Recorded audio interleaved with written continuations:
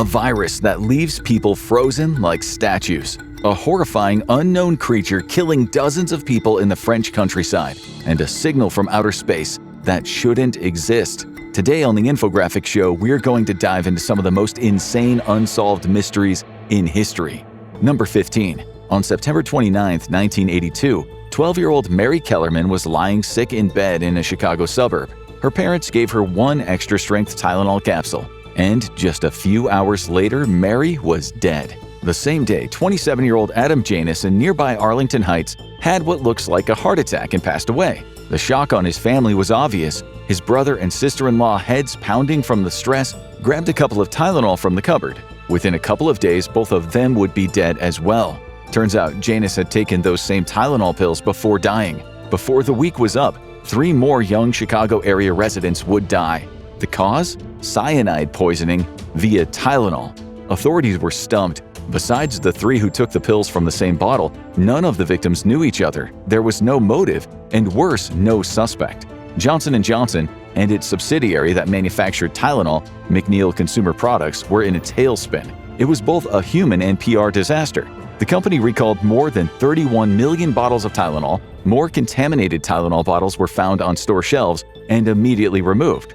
One man, James Lewis, blackmailed Johnson & Johnson for $1 million to stop the poisonings. Authorities investigated and realized he couldn't have been the poisoner. They still threw him in jail for the whole extortion thing. Another man, dock worker Roger Arnold, was also investigated.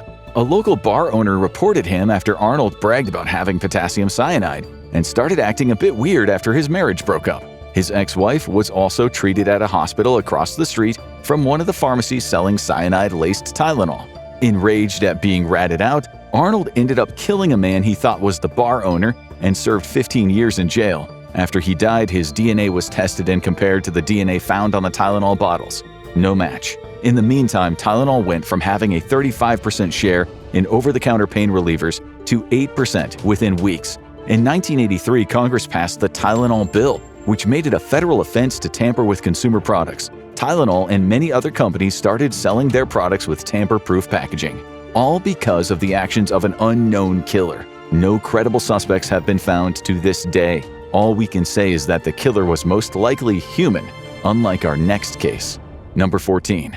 It was the 1760s and rural France had a problem. Well, lots of problems, like widespread poverty and starvation, which would lead to widespread guillotine use later on. But the region of Givaudan had a very specific problem. A predator was on the loose, a mysterious creature that was terrorizing the locals. Many people saw it, but no one had any idea what it was. So they named it the Beast. Contemporary accounts describe it as reddish-brown with a dark ridge stripe down the back, as big as a donkey, long gaping jaw, 6 claws, pointy upright ears, and a supple furry tail. Locals went into a panic, fearing that a wolf was roaming nearby. Some reports said the beast removed a victim's head and drank all her blood. It also apparently preferred women and children, especially young girls. Even if the accounts of blood drinking were exaggerated, the size of the creature was way bigger than your average wolf. Its scream didn't sound like a wolf's. There was also the fact that between 1764 and 65, the beast killed anywhere from 100 to 300 people. And wolves don't attack people unless they are really backed into a corner. Your average Chihuahua is more likely to attack a human than a wolf is. A wolf going crazy and racking up enough human kills to make a serial killer jealous seems improbable. The problem got so big that King Louis XV offered money equal to a year's salary to the hunter that would slay the beast. Tens of thousands of hunters went down to Gévaudan. Just a bunch of Gastons chanting, we assume, "Kill the beast!" In September 1765, a hunter named François Antonet and his men discovered a massive wolf and killed it. But the attacks continued. Hunters kept killing anything they saw as a beast in the area. After one last kill in June 1767, the attacks finally stopped. And yet, to this day, no one knows what the beast of Gévaudan actually was. A genetically mutated predator? An escaped exotic animal French people hadn't seen before? Or maybe something that has long since become extinct? Much like number 13. Easter Island, or Rapa Nui, hides a lot of mysteries, like those giant stone heads. But did you know there's another unsolved mystery on its shores? The Rongorongo script is one of the few ancient scripts that has never been deciphered. And while that makes it special enough, New evidence suggests that it's also a completely independently invented writing system. While that might not sound that impressive, doesn't the world have hundreds of writing systems? It's actually really uncommon. Historians believe that writing was invented independently only 3 to 4 times, in the Near East, China, and Mesoamerica. Some people divide the Near East further into Egypt and Mesopotamia. The fact remains, it's a rare phenomenon. When Europeans first found the Rongorongo script on wooden tablets throughout Rapa Nui, they didn't know what to make of it. The symbols looked like a form of hieroglyphics. Today, only around 24 artifacts with the script have survived. Researchers took 4 of them to perform radiocarbon testing on them and eventually arrived at a date. 3 dated to the 18th or 19th centuries, but the last one was dated to somewhere between 1493 and 1509. Europeans didn't get to Rapa Nui until 1722. This pretty much confirms the Rongorongo script as an independent writing system. Could the wood have been just that much older than the writing? Possibly. But the idea of society perfectly preserving driftwood for over 2 centuries just to write on it later seems unlikely. Experts also aren't sure what kind of writing the script even is. Historian Alexander Lee says they can't know if it's a form of proto-writing or a fully fledged writing system. If the former are the glyphs and pictograms designed to be read like panels in a comic strip, or mnemonic cues each triggering a different memory. Unfortunately, we may never know because after European contact, the population of Rapa Nui was decimated, falling to just 111 people in 1877. Considering only the most prestigious and educated members of society could read the script, the knowledge has been lost. Unless someone cracks the code, this mystery will remain unsolved. Just like our next historical mystery, number 12. In 43 AD, the full-scale Roman invasion of Britain was underway, and among them, the 9th Legion of Rome arrived in Britain. The better-equipped, more technologically advanced Romans were about to overrun the island. But something strange would happen to the 9th Legion. 65 years later, they would disappear altogether. Roman legions weren't small affairs. The 9th Legion would have consisted of almost 6,000 men. The last mention of them was in 108 AD. An inscription crediting them with rebuilding a fortress. But later, in the mid-2nd century, Rome completed a record of all legions and the 9th was nowhere to be found. Some historians think it was transferred to Western Asia, near the Persian Empire, and then wiped out in a battle with them. Except for the fact that there is zero evidence to support this explanation. An alternate explanation? Not only was the 9th wiped out in a British revolt, but it became the reason Hadrian's famous wall was built, permanently dividing Britain. Boudica led the Celtic tribes in a bloody uprising against the Romans. Her armies killed between 70,000 and 80,000 British. Many believe that the 9th, being one of Rome's northernmost legions, bore the brunt of the attack, which would make sense, except there is no specific mention of that. Plus, Boudica's uprising happened in 60 AD, and mentions of the 9th Legion would crop up in records for over 50 years after that. If the 9th was wiped out, it would be one of the primary reasons Hadrian built his famous wall. He realized the only way to keep the tribes of the north at bay and cut them off from revolutionaries within Roman lands was to build a physical divider. Today, the wall sits near but not on the England-Scotland border. It contributed to the very different development of the cultures that sat on either side of it. But the fate of the 9th Legion remains a mystery. We don't even know what's going on with modern militaries half the time. Number 11. In the 1970s, a Russian shortwave radio station came online. It was eventually called UVB-76, after using that call sign in the 90s. In older days, shortwave radio was particularly useful for soldiers and spies, as waves could travel huge distances. Today, organizations have better ways of engaging in secure communication. Well, as long as no one accidentally gets invited to the group chat. After the Cold War, most shortwave stations became obsolete. Most. But UVB-76 kept on chugging. It could be heard from London to Sydney, except most of the time no one was saying anything. It was just an annoying, endless buzzing tone. Shortwave radio aficionados said this was a way to reserve the frequency for the station. Once in a while, a voice or a tone would come online. The voice read out messages using the Russian phonetic alphabet.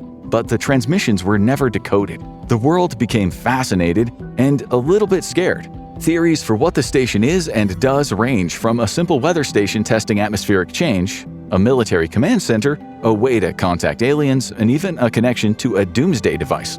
We hate to tell you which one is considered the most likely, except we will in a bit. A military journal eventually admitted it's part of a program to maintain communication between Russian military assets. but the explanation was pretty vague and most people dismissed it. The signal was traced back to a military outpost about 50 miles outside of Moscow. In 2011, urban explorers made their way there and they found it abandoned. But they also found enough radio equipment and logbooks to suggest it had been UVB-76 headquarters.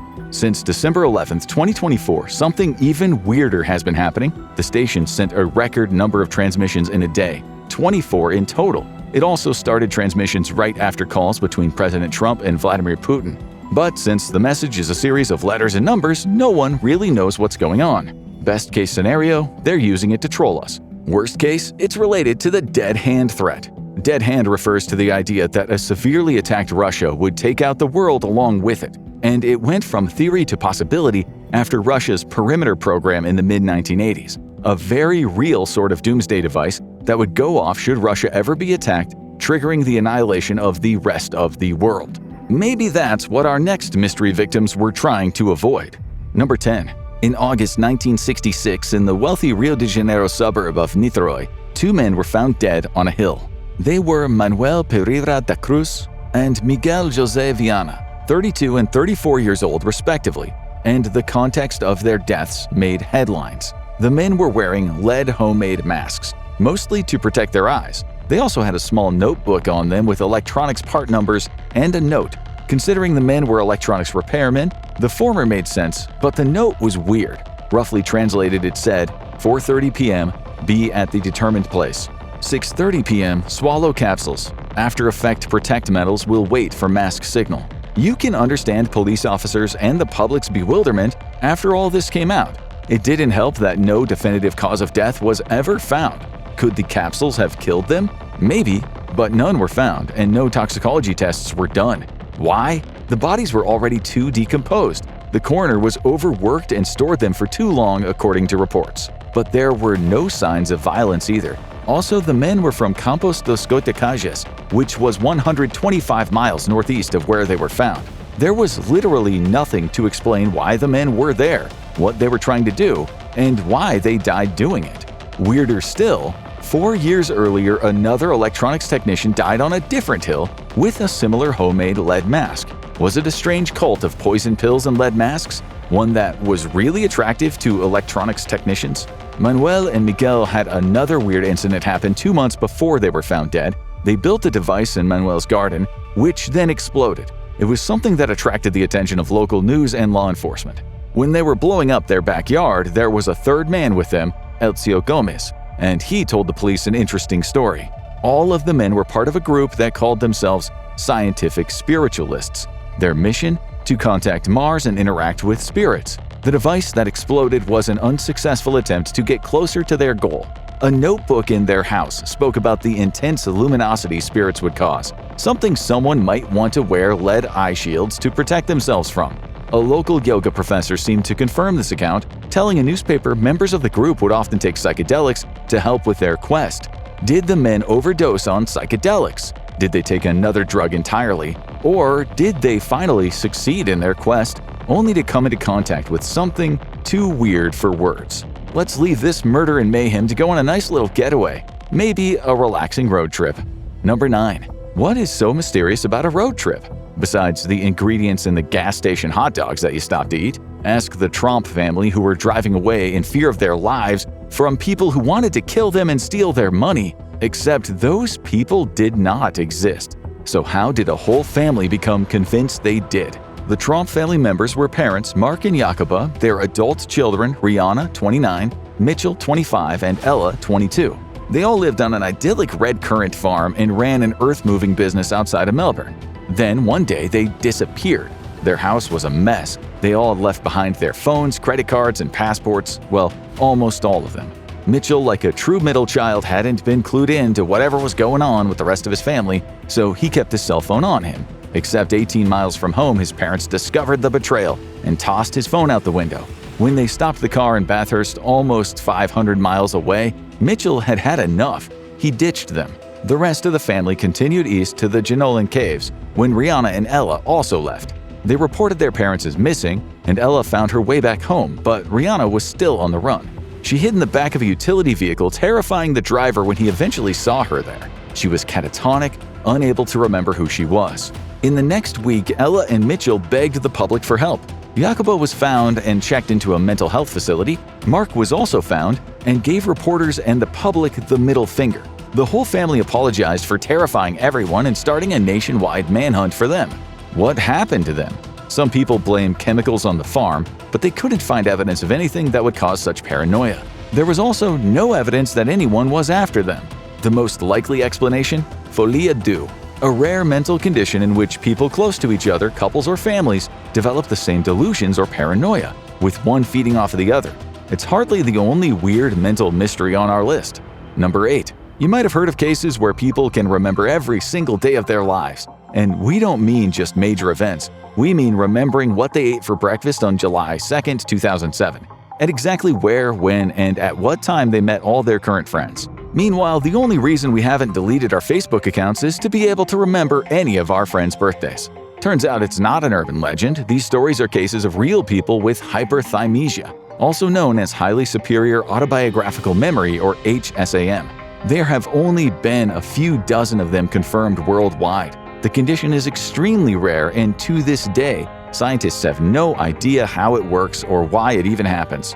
Researchers have studied people with HSAM extensively. They found that those with HSAM have much bigger temporal lobes and caudate nuclei, specifically the right amygdala. This part of the brain is responsible for the storage of autobiographical memories and emotional processing. And that makes sense, as hyperthymesia only seems to work when it comes to personal memories and experiences. People with the condition perform no better on standard memory tests than the average person. So no use cheating off of them at a school exam. But what causes these brain differences? Or do they cause the condition itself? And why? No gene for it has been found out. Scientists still don't really know, just like archaeologists don't know. Number 7.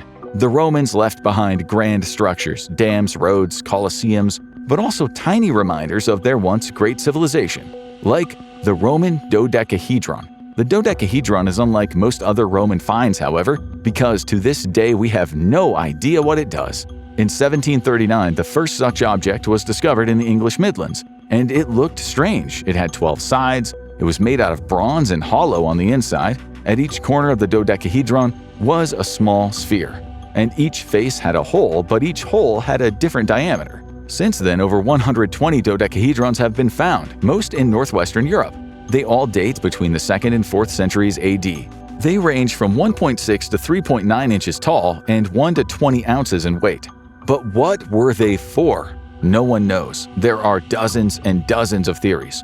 Weird dice, spools for knitting, measurement devices, candlestick holders, decorations, maybe just something to put next to ancient Roman live, laugh, love, or its wine o'clock tablets.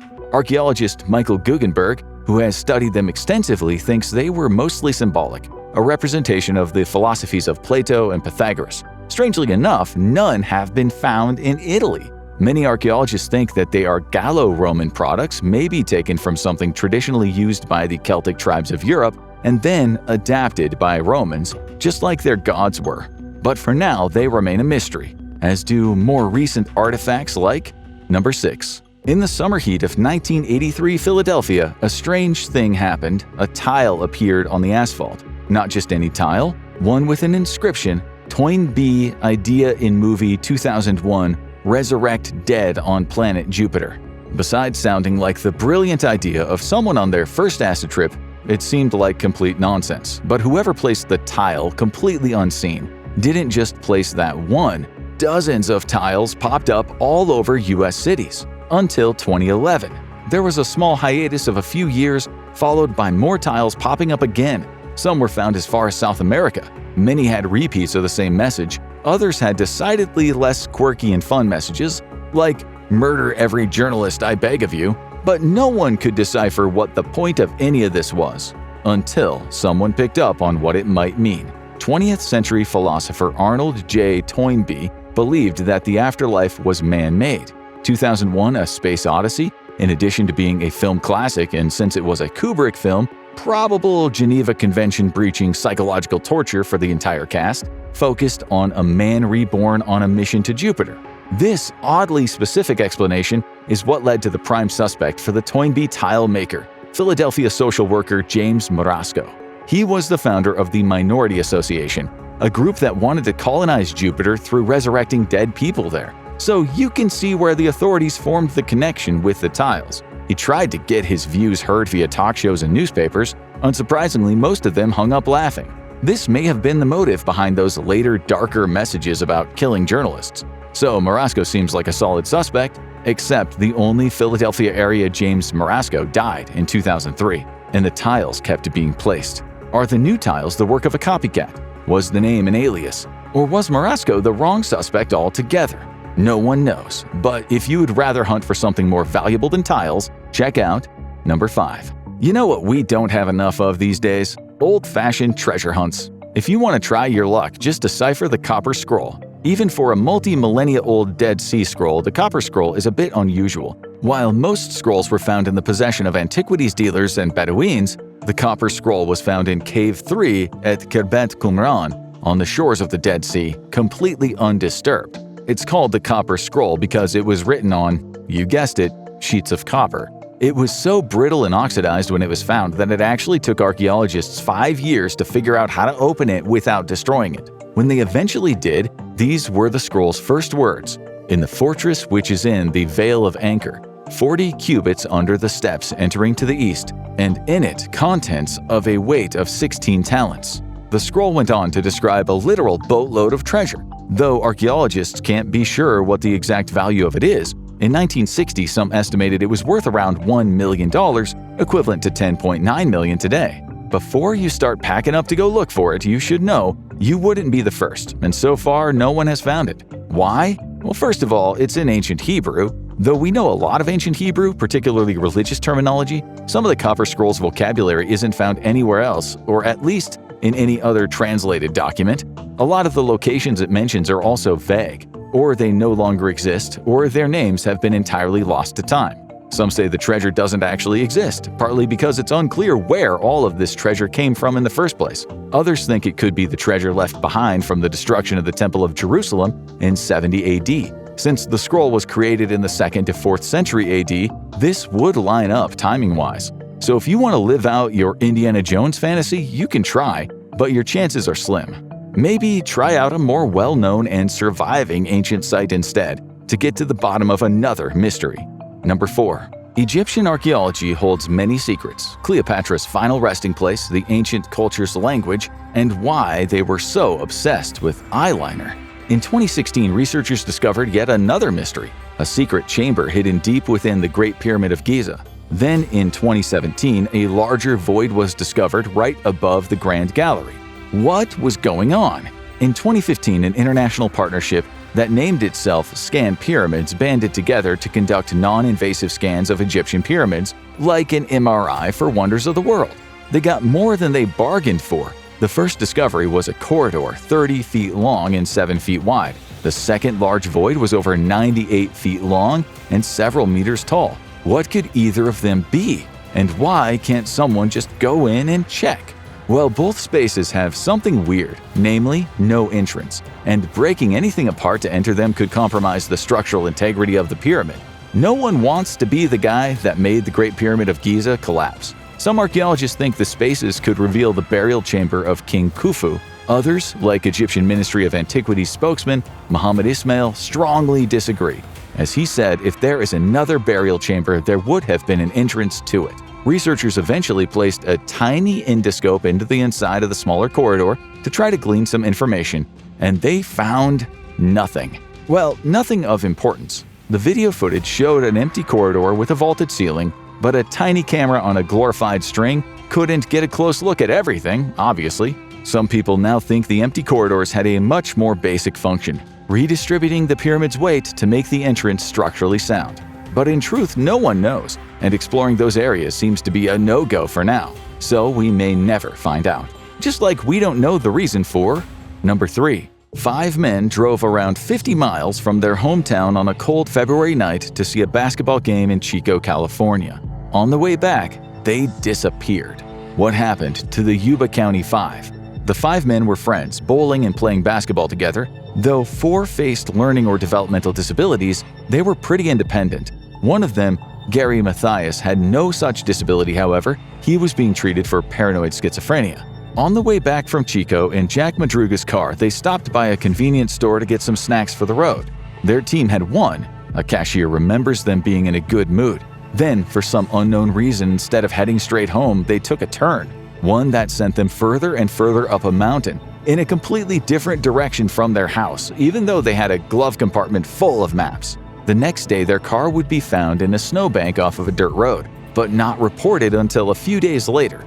On June 4th, months later, Ted Wire's decomposing body was discovered inside a Forest Service trailer. His feet were frostbitten, his shoes were missing, but he had survived for weeks. He disappeared clean-shaven but was found with a full beard.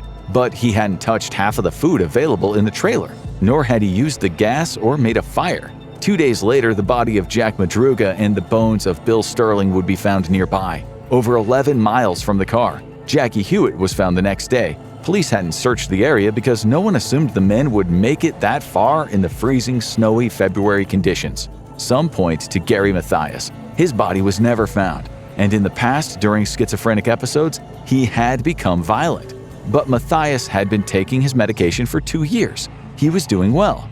Others point out that scavengers had gotten to all of the bodies. Mathias never being found doesn't mean he's still alive. It's more likely his bones were scattered throughout the deep wilderness by predators.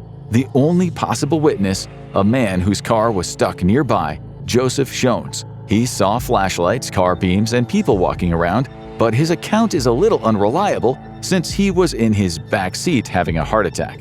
Weirder still, no one knows why they left the car and went so far away to begin with. The car was still working, it had gas. It was stuck in a snowbank, sure, but nothing 5 tall, strong men couldn't have figured out. And even if they couldn't get it free, why leave the warmth and shelter of a car in the middle of the night to trek off into the frozen wilderness for miles? There are no answers, which makes the Yuba County 5 one of the most puzzling, still unsolved mysteries. The next one affected more than 5 people, though. Number 2. Something weird happened in the 1920s. A new unexplained disease was sweeping the world. No, not the Spanish flu, though that was happening as well. This was Encephalitis lethargica. It attacked victims' brains, leaving them speechless and motionless. That gave the people infected with the disease their grim nickname, the living statues. It targeted people of all races, genders, ages, though most patients were between 10 and 30 years old. Over 1 million died, millions more were left paralyzed, frozen inside of their bodies, unable to communicate anything that was happening to them. They were institutionalized indefinitely. There was no known cause and no known cure. Then, just as mysteriously as the disease had appeared in 1915 to 1916, it disappeared in the 1930s. That was until 1993, when Becky Howells, 23 years old, showed up at her doctor's office, shaking, hallucinating, with a high fever. She was doing some strange clawing movements with her hands, seemingly not in control of her body. After ruling out almost everything, doctors came to a horrifying conclusion. After having disappeared over 60 years ago, Encephalitis lethargica was back. Dozens of more cases popped up. Dr. Andrew Church, an expert on the historic disease, was more determined than ever to find out the cause. He noticed one common thread in new and old presentations of the disease. Everyone had presented with a sore throat. Now, to be fair, that feels like most diseases, but Dr. Church had an idea. He tested the bodies of those who had died in the 1920s and the patients today. They all had a rare form of strep throat, Diplococcus. Dr. Church concluded that for some reason, some patients' bodies had a huge immune reaction to that Streptococcus bacteria, a reaction that eventually turned on the body and the brain itself, making encephalitis lethargica a severe autoimmune reaction. Did we finally have a definitive answer as to what caused this mysterious plague? Many scientists don't think so. If it's an autoimmune reaction, why did people stop having it for 6 decades? The bacteria still existed and was infecting people. What triggered the outbreaks, and why did they end? Our next mystery takes us away from earthly concerns altogether.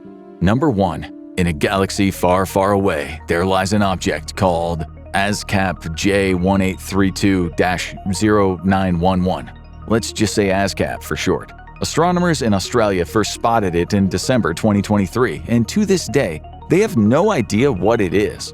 All they know is that this mystery object flashes strange signals. Once every 44 minutes, ASCAP pushes out radio waves and X-rays for 2 minutes straight, and then it stops, and then it starts back up 44 minutes later.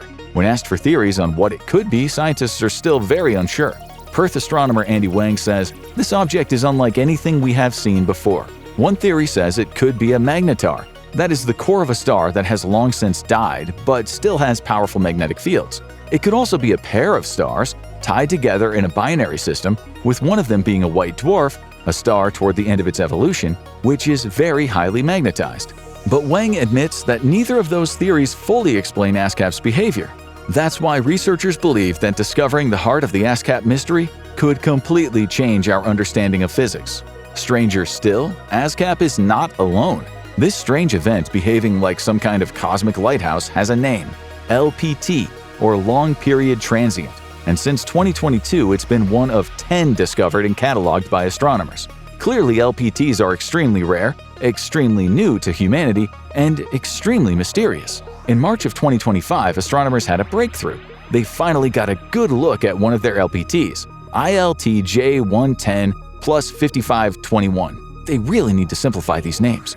They concluded that it was a binary system, a white dwarf or a dead star causing the red dwarf around it to spin around so fast that the two magnetic fields kept slamming together, once every 2 hours. The white dwarf isn't even visible. Scientists assume it exists because something really faint and really powerful is causing the red dwarf to behave like it does.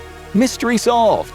Except maybe not, because it doesn't explain ASCAP's X-ray pulses, which are very strange, and it doesn't seem to indicate a binary system. So what is going on? Maybe the aliens will tell us one day. Think those mysteries were strange? You haven't seen anything yet. Watch Weirdest Unsolved Mysteries to uncover the cases that make the experts lose sleep, or click on this video instead.